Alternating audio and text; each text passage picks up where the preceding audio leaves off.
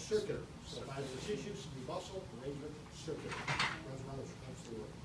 The outer band, okay, you see here, longitude, the fiber be coming out of the plane on the screen.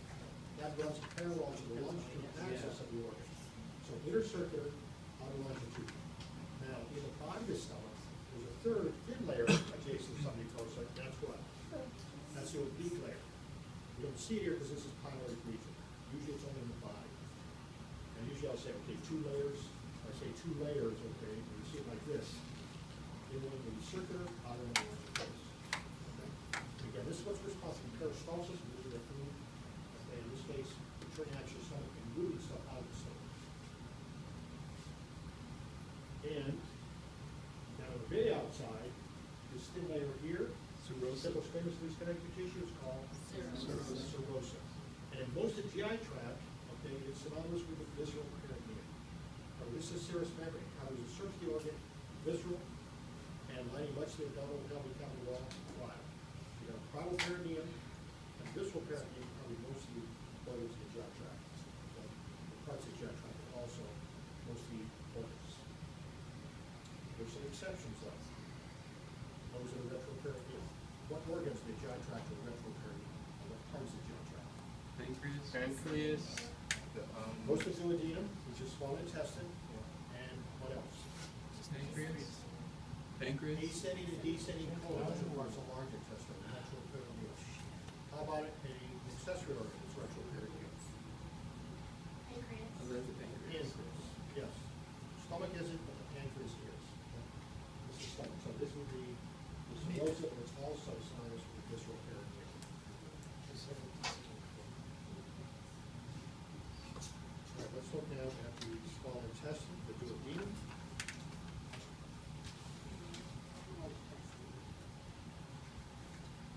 Now, the small intestine, as we mentioned before, in lecture, and also here in lab, there are 3 modifications to increase your center for absorption, because this is where most of the absorption occurs. Most of the digestion occurs in the small intestine in humans, also most of the nutrient absorption.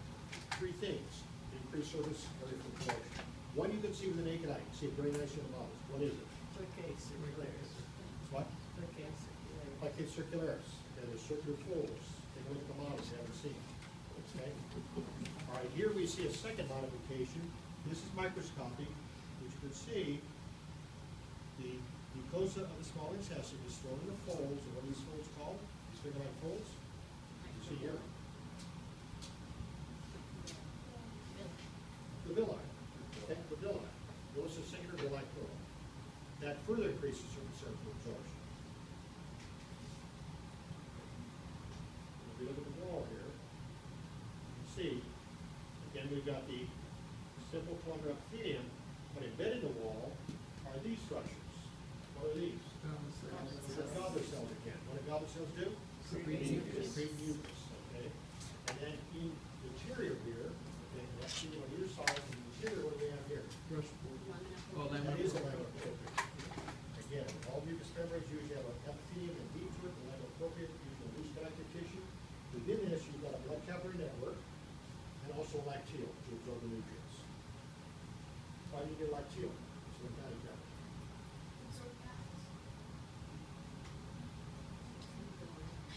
Louder. So fast. Okay, lacteals are more porous or permeable.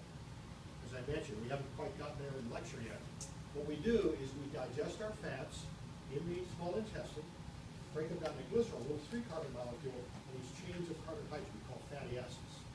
But unfortunately, when they cross the walls here of these cells, the membranes, they get reassembled as fats. And now they're too big to get through the blood capillary walls, so they're absorbed by the lacteals. That's why your lymph, okay, is full of fat and other lipids. And where's it going to go? What's the destination of lymph? Into the blood.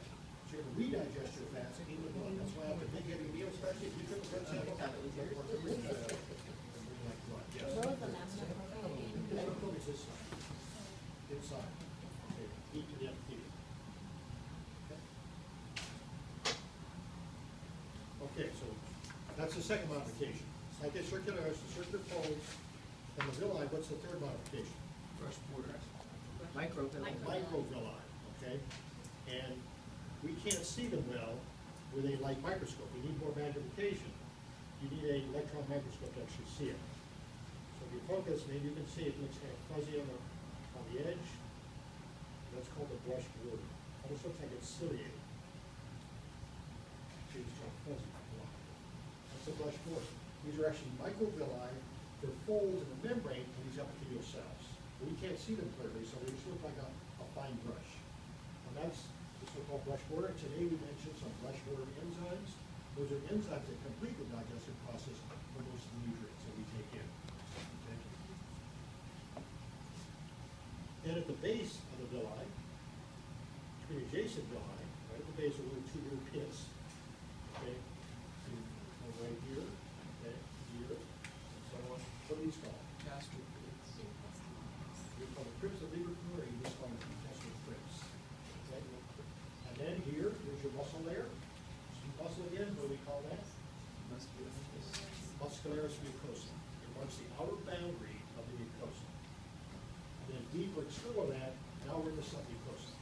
And in the duodenum, the submucosa is full of glands. And you can either call them duodenal glands, easy to remember. Okay? What do you call them? What do they secrete? An alkaline mucus. Now, why do you want an alkaline mucus in the duodenum and small intestine? What's coming in there?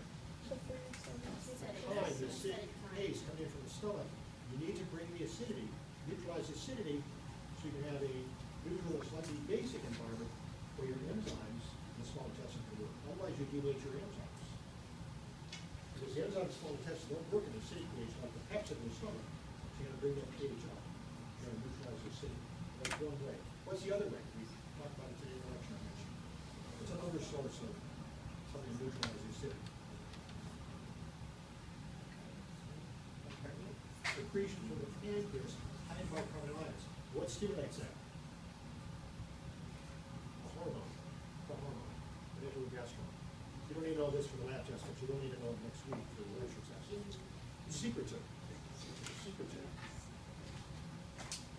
I know, it's a little too late test now. Hopefully next week, you will know it. And then we get down to muscle layers again, like we saw with the stomach. We got two muscle layers. The inner layer is arranged how? Smooth. Circular, covers the organ. So the tissue, through muscle, lengthen, circular. Okay, there's an outer layer, like we saw with the stomach, again. It's going to be longitudinal. See, there's a difference here, that's the circular. Longitudinal again, tries to come out of the straight. Running parallel to the longitudinal axis of the organ. On the very outside, again, we have the submucosa. See here, we're starting to peel away a little bit. Okay, that right here. Is that also synonymous with visceral perineum? Serosa, like we saw in the stomach? So yes? Let's see, yes. She says yes, she says yes, you agree? Yes. I No. don't. This is retroperineal, which means what? It's behind the perineum.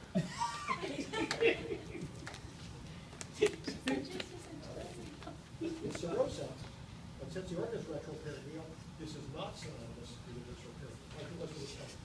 Be careful. Okay? Now, an organ like the esophagus, which lies mostly outside the abdominal cavity, what's the outer layer there called? It's usually a dense connective tissue. What is it called? Not serosa, is what? Adventitia. Adventitia. So outside the abdominal cavity, the GI tract is covered not with serosa, but adventitia. So a good example of the esophagus, which runs through what? The thoracic cavity. Any questions